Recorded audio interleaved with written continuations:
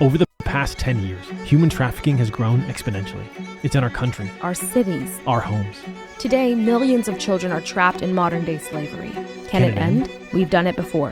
History has shown that when enough dedicated people rally together, change is inevitable. All it can take is 10 minutes, 10 letters, $10, 10 people telling others about the horrors of this industry. Human trafficking is the human rights issue of our time. But it doesn't have to be. Let's end it.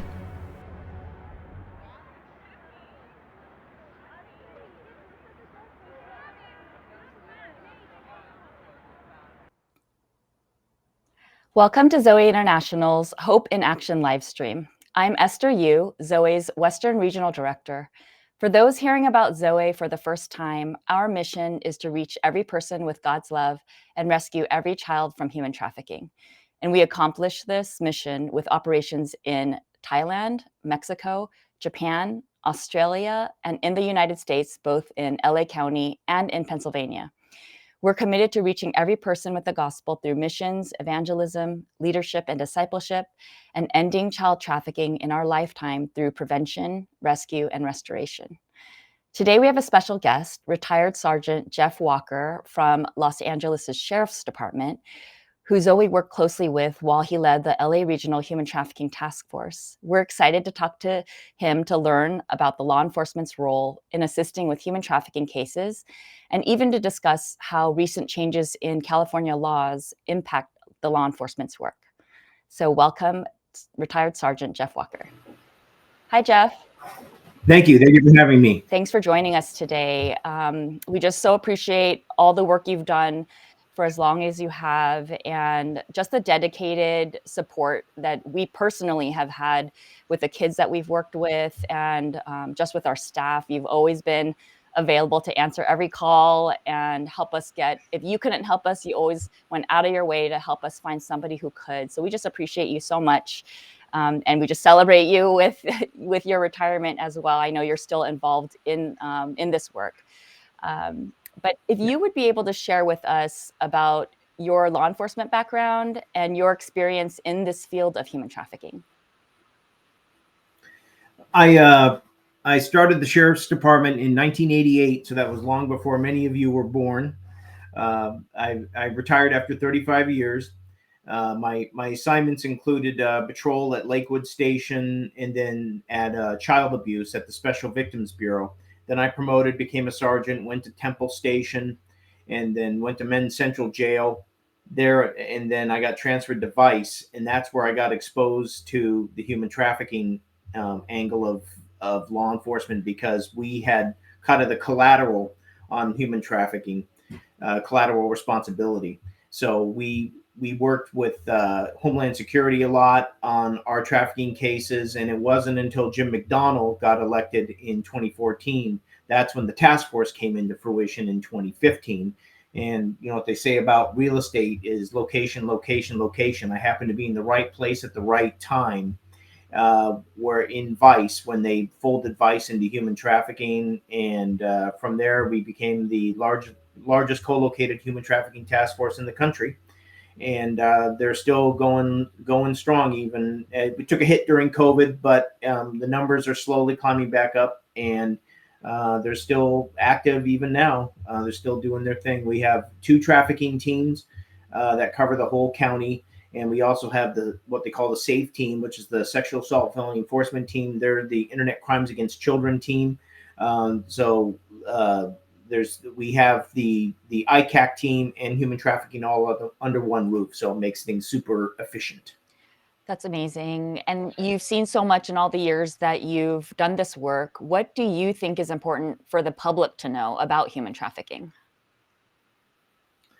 I think the public is still under the impression that it happens somewhere else and it happens overseas. And certainly Zoe has seen a lot of it overseas, but I think people are kind of flabbergasted when they find out it's happening on our very own streets. It's happening in our towns.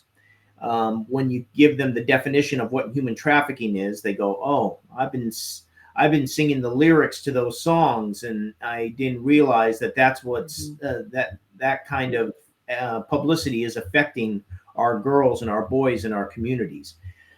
Human trafficking exists even if you don't have a track or a blade in your town. It's happening in your hotels, especially if those hotels happen to be near a main thoroughfare or a freeway.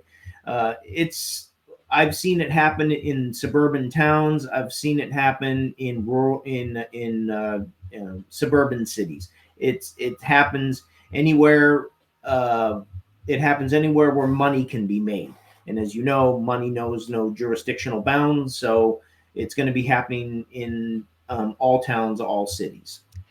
And I know one of the questions, because we talk with parents that call us on our hotline, or other community members like school teachers, social workers, or even churches that call us, and everybody's assumption is, I know this thing is happening right here, or I know this girl or this family is being impacted, and they just assume that law enforcement is just going to come and arrest them. When law enforcement does receive a tip or a report about possible human trafficking, what are the next steps? What happens from there? Well, it's important to note that just because you report human trafficking doesn't mean there's going to be an arrest. There's got to be an investigation first. And just to take a step back and talk about criminal law 101. Generally, whenever for what they call the corpus of the body of the crime, there has to be the elements of the crime present. The elements of the crime are that the victim, usually a person, the victim has to give you the first steps. Okay, usually has to tell you that a crime occurred. So, like, if you got your car stolen, you tell a police officer that your car is stolen. That meets that threshold right there, that your car was stolen. So likewise, with these victims, they have to say that they were trafficked. Okay. Now, we all know that the problem with that is that many times they don't say that. They don't self-report. And even if they are confronted by law enforcement, they may not say it. So automatically, that's our first hurdle, is that we don't have a victim that's willing to cooperate. So we have to work these cases victim-centered, not victim-built. So in other words, we have to build the case. Without the victim. These are tough because what these cases lack in victims, oftentimes we make up for in electronic evidence. Okay, but when it comes to court, Sixth Amendment to the U.S. Constitution says that people who are accused of crimes have a right to confront their accusers. It's hard for a defense attorney to confront a text, or to confront or to cross-examine a text, or to cross-examine a cell phone. So you have to have a lot of evidence to put on a case without a victim. It can be done, to be sure, but it takes a lot of time, a lot of search warrants, a lot of that kind of stuff. So if they report it, they're not going to necessarily see an arrest. That doesn't mean an investigation is not taking place. That doesn't mean that an arrest may not take place down the road. A lot of times these victims may testify against their traffickers. They just need time. And that's where Zoe comes in. Organizations like that can help these victims process this kind of stuff, because in court, like I mentioned, they have a right to confront their accuser, which means that victim has to sit in court in front of their trafficker and testify in open court in front of them. So that can be very daunting for these victims, but it can be done. They just need help and they need support. But in many other countries, they don't afford criminal defendants those kind of rights. So you can testify in private behind closed doors, and it can be held against a bad guy. In the U.S., it all has to be done in open court in front of the bad guy. The victims know that, and it's tough for them to do that, but it can be done. But it takes time. And certainly, if we make an arrest, you have 48 hours to get it to the district attorney's office for filing. These victims are not going to be ready in 48 hours. It may take some time. Yeah, that's really helpful information to know. And these are the behind the scenes pieces that I think the public often is unaware of. And what evidence is important for victims to keep and share with police? Uh, just know that we are interested in electronics. So if anybody watching happens to be working for an organization that works with these victims, the police are going to want all electronics. Okay. And sometimes the way Zoe is really nice with us is they know that we're going to want the cell phone, so they'll have another cell phone ready to go. So when we as law enforcement take that cell phone, that's sometimes where we run into the biggest problems, is they obviously have a very strong reaction to having their cell phone taken away from them. So Zoe will come in with, boop, another cell phone, here you go, and then that calms things down.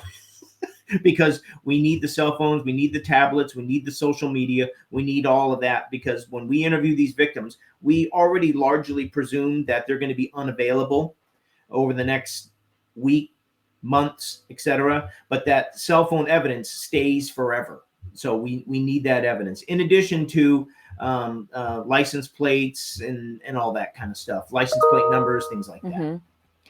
And as I said, you've been such a great support for the Zoe team whenever it comes to trying to find any way to help keep the kids safe in our care. And in fact, you helped us with our very first child living in our home, who was just 13 years old. And the exploiters were coming to our home repeatedly. They were luring her out with drugs while she struggled with her drug addiction. And then you helped us start with getting some minimal charges on the record related to contributing to the delinquency of a minor. And then eventually over time, by collaborating with the LA Regional Human Trafficking Task Force, including sheriffs, LAPD, FBI, DCFS, the perpetrators did end up getting found to be exploiting several kids. And then just this year, after many years later, 2 individuals pled guilty and were found guilty and then sentenced to 15 or more years. And for me, this case personally reminded me that it takes a long time to build a case and then prosecute it. And that a lot of times, unfortunately, justice is often not found for years. But what I've been telling parents who call me sometimes is just how important it is to continue to make those missing child reports, to make those reports against perpetrators with any crime that they commit against the child or the family, and just not to give up. Would you be able to comment on this whole process and how long it can take, and even sometimes using other charges, maybe not trafficking, because you've really been instrumental in helping us really figure out some successful solutions? Yeah, I remember just being so frustrated that traffickers could just show up to your facility and just almost like you're picking your kid up from school. They would just literally be so bold as to drive in, honk the horn, and she'd come out with a couple of Zoe staff next to her pleading not to go, and she would just hop in the car, and I'm like, this can't be right. This cannot be right. We worked, like you said, we worked it out to let the deputies know, because the deputies probably didn't realize that that was actually a crime. They were just going over there taking missing person reports, which are non-criminal, and they're like, oh, another missing report. But once it's a crime, potentially a felony, oh, okay, that's why they're there. They want to do crime stuff. Doing missing person report, non-criminal stuff is like, but when you give them a crime they can follow up on, they perk up to do. So I didn't realize when you sent me this synopsis of it, I didn't realize it'd been so long, and it took so long. But there can be many explanations for that. A lot of these times, these cases get continued. They sometimes the suspect gets out and then he goes on warrant status. He doesn't come back to court. Sometimes we can't locate the victims. Sometimes it does take time to get social media warrant information back from social media. We're not a big priority for them, so it may take a month to get something back to Facebook and from Instagram, things like that. So there's a lot of times these are built. A lot of times there are days that are built. Eventually, justice does come. Yeah, and we did have the privilege of supporting that particular youth through that trial. She was so amazing, even at her young age, just withstanding hours of having to go through testimony and testifying, and she just did such an amazing job. And we're so thankful for all the victim support and the FBI on that case, and the sheriffs and everybody who were involved in just being able to help her get to the other side of it. And now she's doing well and safe, thank God. And so we're just thankful for the collaboration that it takes, and so much resource that's required to be able to, help these kids and families get to the other side of it. Recently, Assembly Bill 379 just passed the Senate Appropriations Committee, and it's looking good to progress and pass into law. In a unanimous vote, the California Assembly approved the latest push to protect child sex trafficking victims who are 16 and 17 years old. All those vote who desire to vote. The bill, AB 379, makes it easier for prosecutors to charge a felony against older adults who buy the teens for sex. It showed a kind of a knot on the side of her head with a gash on it. Sacramento Democratic Assembly member Maggie Krell originally wrote this proposed law. And then she said that was from a trick. That's slang for a buyer. The bill, based on her decades investigating the crime and as a former prosecutor for the California Department of Justice, she has noted nearly 60% of child sex trafficking victims are 16 and 17 years old. The buyer she described faced zero consequences. That moment haunted me. The way that she felt so disposable, the way that she didn't feel like a victim, the way that we had failed to address the full magnitude of what she had faced. So this would make it a felony to purchase a 16 and 17-year-old for sex. And then it also reinstates making it a crime for loitering to solicit sex. So AB 379, it's focused on the buyer, where, in the past, a lot of times it was focused on the trafficker. Can you comment on how, even the buyer aspect? I know you guys do operations sometimes targeting buyers, but how do laws like these help law enforcement to be able to build cases against the buyer and even sometimes even the trafficker? Well, us in the task force are kind of locked in between two worlds here, okay? There's supply, there's demand, and there's traffickers. So that's the triangle, okay? So we're trying not to mess much with the supply. We don't really want to mess with those girls because even the adults, they're victims. So we really don't want to mess with them. We want to mess with the traffickers. We really want to mess with the buyers, and that requires undercover operations. And we know that a lot of them buy sex from juveniles, whether they know it or not. They are, but I'm pretty sure that a lot of them know it, especially if it's cyber-based, if it's hotel-based. They know what they're getting. Supply, demand, and traffickers is the components, are all components to the problem. So if we can try to knock one of those legs out, then it becomes harder for this to manifest itself and to exist. Mm-hmm. Thank you for breaking that down for us. What do you usually train? I know you do trainings for law enforcement.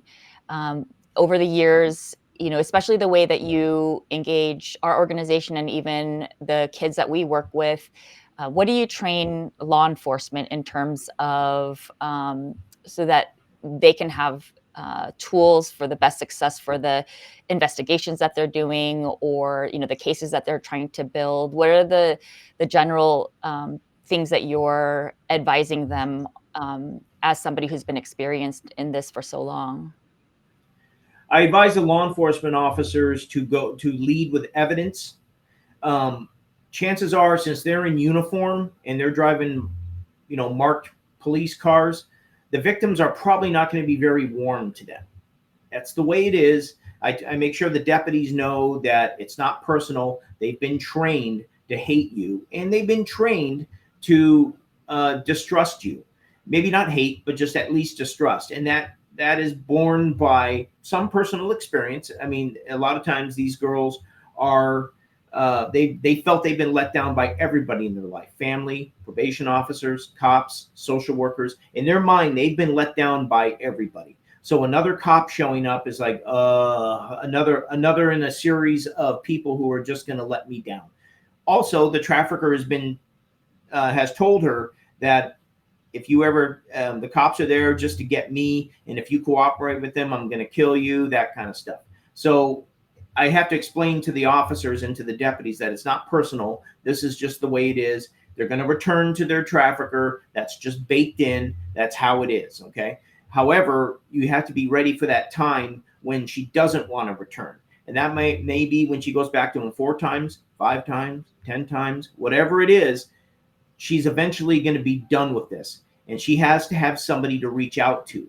And I explained to the deputies that you are part of that process, that along with social workers and along with Zoe and other community-based organizations, you're part of that process that allows her, that when she hits that rock bottom, whatever it is, and God, most of the time it happens to be when she's in the ICU, but still it could be any other time, that she has to reach out to somebody, and that is, and you were part of that component to do that. So I explained to the deputies that don't worry about her emotional reaction to you, because a lot of that is just projection. It's just anger and obstinance and attitude and oppositional defiance. She throws out all that stuff to get people to walk away. She wants people to walk away, and only the ones like Esther and Zoe and Saving Innocence and organizations like that, those people will not walk away.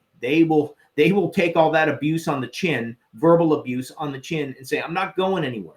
I'm going to stick around, because in a year or 3 years or 5 years, when she reaches out and says, I'm done, they will be there. And she needs that. She just doesn't realize that now. But I don't expect the deputies or the officers to be that guy, especially the ones in uniform.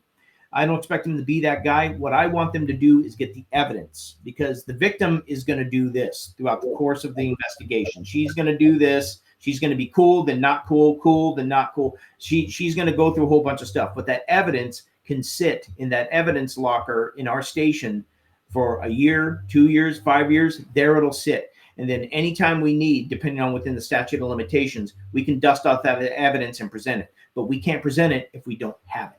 So that's what I tell the deputies and the officers, is your job is to get the evidence. The victim, just make sure she gets into the right hands. If you can talk to her and you can get some corpus of a crime and you can just get some bare bones, basic information from the victim, do so. Please do so. But get evidence. Get the evidence, because when this victim in 5 years says, I'm good to go, I want to testify, we go back and there's no evidence, we have no case. And we can't do a case if it's a one-on-one with no evidence. That's called lack of corroboration. We don't have it. You touched on it a little bit in regards to some of the violence that's involved in this. There is a movement to not punish, and the traffickers even. I've been in meetings and in conversations to even, decarcerate and more rehabilitative for traffickers. And if you could just touch a little bit on just the violence, we've seen it ourselves, how violent and what the victims and the families suffer in terms of what is being done to them, even by the buyers sometimes, but especially with the traffickers, and how they do use violence and control to get them to do whatever they want and to threaten them. If you could just touch a little bit on how horrible this crime is, and what you've seen in terms of what you're able to describe, that this is a violent crime, that punishment is needed, and that there should be consequences for those who commit crimes like this.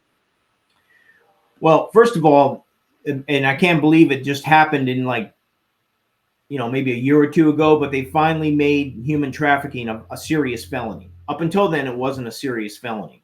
I don't know what California thinks about in regards to that, but they just recently made it a serious felony.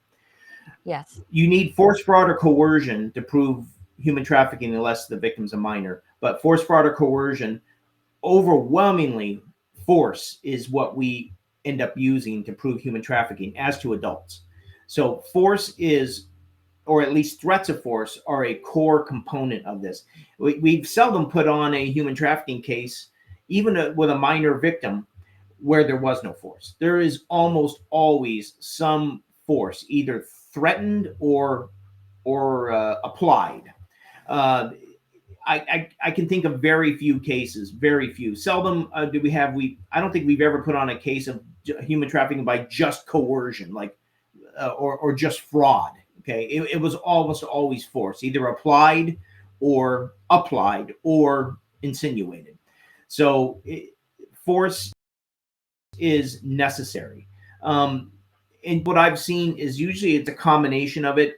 The guerrilla pimps or pimps that rule strictly by force, that's a little tougher for them because that doesn't tend to engender loyalty when you're beating somebody constantly. Most of the time, your girl is not gonna, it will probably snitch on you if you're beating her up all the time. Usually, it's a combination. It's a combination of a little force, implied force, and the honeymoon or the boyfriend angle where they pour on love bombing and all that kind of stuff. So all three, it's all manipulation, but force, either threats or actual force, is always present. But there's also love bombing too. But very few times have I seen just like a girl just doing this because she loves her man, and he's never threatened her, never put her hand, the trafficker never put his hands on her, and never even threatened to. There was almost always some force either applied or threatened. You know, that brings me to another question that I feel like a lot of people are asking right now with the P. Diddy case. I mean, without commenting on that particular case, because he obviously was found not guilty of human trafficking, but guilty of prostitution. And I know the big thing that entire time the trial was going on was, will they prove force, fraud, or coercion in regards to human trafficking of the two women who identified themselves as his girlfriends, but also victims of human trafficking, and he ended up being found not guilty. Can you just comment on why it is so hard to prove the coercion aspect if there isn't clear force involved to human trafficking? Because in this case, there were a lot of texts and evidence where the girls were saying that they were willing to comply, but then at other times they said that, you know, they were forced to. If you could just touch a little bit on that coercion aspect. Like you said, it's easier to prove that case of the force where there's clear evidence of that. But I think a lot of agencies and victims and survivors have spoken out saying, you know, this is what they're facing on the day-to-day basis, where victims are not being believed that they were victims because they were coerced into it. If you could just comment a little bit on that. Yeah, that's tough. It's a theory called coercive control, and this is present in cults too. It's not just related to human trafficking. It's also present in cult-like activities as well. When you become an adult in the United States, you have a certain amount of agency, and you can make decisions for yourself. My argument is that when these adults are between 18 and 22 years old, they're TAY or transitional age youth. And I certainly instructed my deputies to stick on that case because for the coercive kind of control, because even though she's got the legal distinction of being an adult in her mind, or she's still working with a teenager's mind. But I think in the P. Diddy case, I don't know how many 18 to 22-year-olds there were. But when they're talking about 22 and above, that's literally a grown adult woman. So that's really, really tough to try to prove coercion, because you are allowed to make decisions, and you are allowed to have certain agency to make bad decisions in your life. And juries really don't take kindly to prosecutors trying to allege a crime for what could be perceived as a bad decision. Or, I mean, that's why when it comes to coercive control, and that's when they say force, fraud, or coercion is like, where, I mean, I suppose it's possible. If we had like maybe a 3-victim case and 2 victims had force and maybe one was coercion only, maybe we could get a DA to, to do something with that. But if it's just coercion, it's just a tough sell to juries. I don't know. I don't know what the solution to that is, because of the way the laws are constructed in the United States. It's tough. You'd have to have some substantial evidence, electronic evidence, because obviously the suspect's going to deny everything. She's definitely going to have to testify to that. But and she's going to testify to her feelings on that, which I think in this Diddy case or whatever, they did testify. But even with public testimony, it's tough. It's tough. So it is available. I mean, and it is legal to go with a prosecution on just coercion only. But it's the tougher road to travel. Right. I think, yeah. But Esther, let me say that I don't want any victims to be turned away about this. Right. Not at all. Like, coercion is legit. Like, if my comments are only to the jury at the very end of this journey in a criminal case. Okay, up front during the investigation, coercion, good to go. Right, it's good to go. And that's what we've seen. I mean, we've seen our law enforcement partners working so hard to build a case. And like you said, sometimes the DA doesn't take the case because they don't think that they can prove there's enough evidence to prove something in court. And so there are so many elements that you're touching on it's complicated. And there's so many elements to build the case, to prosecute the case. And that's the thing that I think a lot of times the public doesn't see or understand, because it seems sometimes like an open and shut situation, because clearly this person is harming a victim or harming somebody. Thank you so much for just your insight and all of your dedication.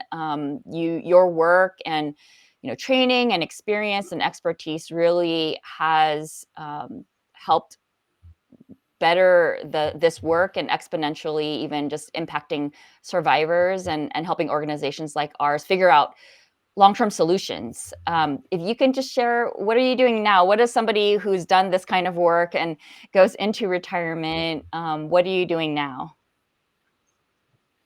Well, I can't sit still. So in all the retirement seminars I went to prior to retirement told me don't sit still, because you'll end up divorced or you'll end up passed away. I've been going 100 miles an hour for quite a few years. To go from 100 to 0 is tough. So to go from 100 to like 50 or 75 is better. So I'm the director of investigations for an organization called Special Operations Finding Kids.